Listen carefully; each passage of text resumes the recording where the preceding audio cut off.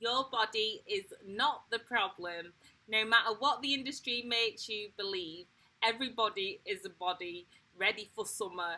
Everybody is the perfect body. It's become normal for people to be discontent with their body, and I just kind of feel like that's not something that should be normal. It shouldn't just be a baseline of we're discontent. I decided, you know what, my body is good enough.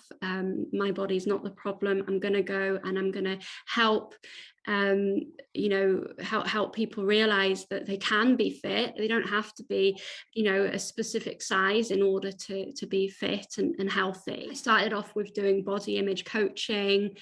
I got the qualifications to do that, and I started coaching people from all over the world, and they were all telling me very, very similar things about their bodies. No matter how much you change on the outside, if you don't deal with what's going on inside, then you're never going to feel better.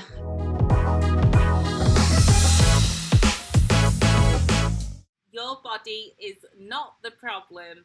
No matter what the industry makes you believe, everybody is a body ready for summer. Everybody is the perfect body. But how hard is it actually to take on those beliefs? I know the battles I've had in my own life with eating disorders, and even days in like today where you feel unconfident. But actually, you need to surround yourself with positive people and doing positive groups. And that's why we've got a no diet, feel good coach, but also to help us get fit and actually get our minds into shape more than anything. So, Kim, can you tell me what inspired you to do what you're doing today? Well, I grew up like so many people dieting, and I spent years and years and years since I was early teens just listening to all the messaging that's out there, that you need to be skinny, you need to be as small as you physically can be in order to be healthy. And I just got to a point where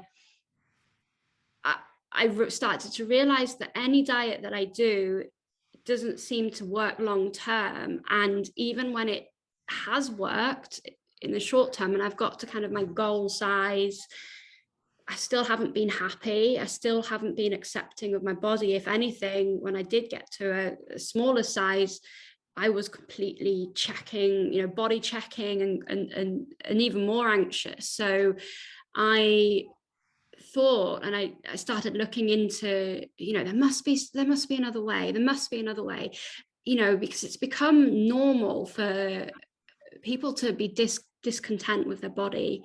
And I just kind of feel like that's not something that should be normal. It shouldn't just be a baseline of we're discontent. So I started off with doing body image coaching. I got the qualifications to do that, and I started coaching people from all over the world, and they were all telling me very, very similar things about their bodies. Then I decided I actually wanted to pursue my love of fitness, which I've always loved. And I've never felt that my body's been good enough. So I decided, you know what, my body is good enough. My body's not the problem. I'm going to go and I'm going to help help people realize that they can be fit. They don't have to be, a specific size in order to be fit and healthy. And it's helped me with my own body image. You mentioned before about, not feeling confident. Today I feel a bit, I think it's after the weekend of just like coming back to things, but it's learning what to do with your mental health, and when you do have those body image days, and realize that it's not your body, it's the thoughts and it's the mental health, and it's no matter how much you change on the outside, if you don't deal with what's going on inside, then you're never going to feel better about yourself. So How do you start training someone who just feels unconfident in their body and feels like I've battled it all these years, I've tried every diet, nothing's worked for me, but I'm still unhappy. I'd love to embrace my body, but I'm not. I think the baseline needs to be body neutrality or body acceptance. I think there's the body positivity is amazing, but it's quite a high, especially when you high thing to aim for, especially when you've been spending so much time really not liking or hating your body. So it's getting sort of towards that baseline of just acceptance. But even that, you know, that's a long process. It's being finding that compassion for yourself, learning where this discontent comes from, educating yourself on all of these messages that are out there, and really a lot of these messages are to sell products. We're not going to buy the products if we love ourselves. We're not going to try and change ourselves if we're already, you know, happy with ourselves. So there's a lot of the messaging, and it's really important to look into, you know, where does that come from? I'm feeling that way. If I must be feeling that way for a reason. Feelings are valid, but where do they come from? And just getting that deep level of sort of empathy and self-compassion for, you know, as I say, for yourself. It's a process. It's not overnight. And what do you do with women on a like day-to-day basis? What would a week look like? What would you recommend? Well, so I do I've got a membership where it's body image and fitness, and we focus on body celebration. So like this morning, for example, I did a short celebration class, hence all the balloons in the background. And it is about, I remind people when they're doing the class, you know, you're moving for self-care. This is not punishment. You're moving your body out of celebration, and you know, we'll have a bit of a giggle, we'll put some, you know, fun music on. There's different types of classes. So there's also a body inclusive yoga class, there's Pilates, there's classes where people can build their strength, and strength training is great because it's great for mental, you know, building sort of mental strength as well. It's, once you feel strong, you kind of you feel it sort of mentally as well. And we do body image support groups. And I think for so long, I know for me, I've bonded over not liking my body. So I'd speak to a friend and I'd be like, oh, I hate this part of me, and they'll be like, oh no, I know I hate this part of me. And it's like you bond and you bond over like food and dieting, you know. That's what's like the whole sort of like Slimming World and Weight Watchers. You have to go to groups and you bond over it. But it's turning that, and there's nothing wrong with that, but it's kind of turning it around to be a bit more positive and to talk about experiences and know that actually I'm not the only one that feels like this. And if I'm not the only one that feels like this, then it can't be just me. It can't just be my body.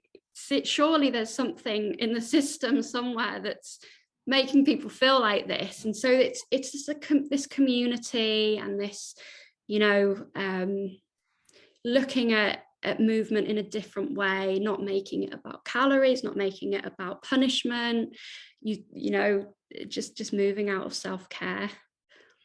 And how does that differ? So I know I'm a glutton for punishment.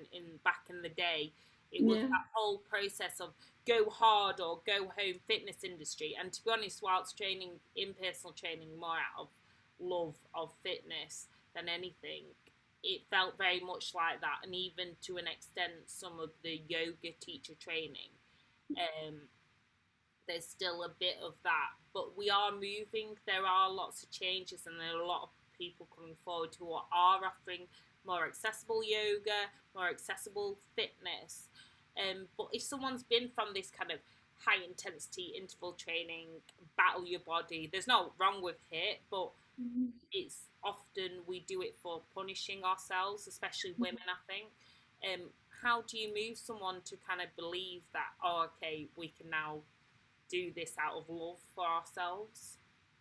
As I say, it is a process, and I think that it's being very aware of the language that we use, and you know, diet culture as a whole, and learning that it's very, very focused towards it just being what, you know, you have to be one size in order to be fit and healthy. And it as I say, it takes a time, but it's the language that all of the coaches use as part of the membership. It's constant, just reminding ourselves and learning. There's lots of different books and podcasts which I always recommend to my clients, and you know, it's sort of taking note. For example, this is kind of like quite a common thing to say, but who you follow on social media, you know, like Instagram, and you know, and knowing that, realizing that what's actually triggering for you, and just kind of understanding, you know, where you might start to feel that shame and why, and what can you do about those triggering situations. And that's why, as I say, the language is really important that me and the coaches use, because it can be so triggering. I know that when I go to the gym myself, because I'm still recovering from not dieting, and I was very addicted to exercise. You know, I was really quite unwell, and I personally still struggle when I go and see these, you know, like no pain, no gain, and like just guilt-free food. And it's like, but there's no moral value. And it's like, you know, there's just, and I think once you see it, once you start realizing all this language that's damaging, you can't unsee it. So it's good in a way, but sometimes it's like, especially when you are recovering from quite a unhealthy relationship with food and exercise, it can be challenging, but it's allowing yourself that time, and that, as I say, going back to that empathy. We'll have to pop some podcasts and recommended books below. Yeah. What would you say to people? Like, is there certain things they could do each day to feel better about themselves? Yeah, I mean,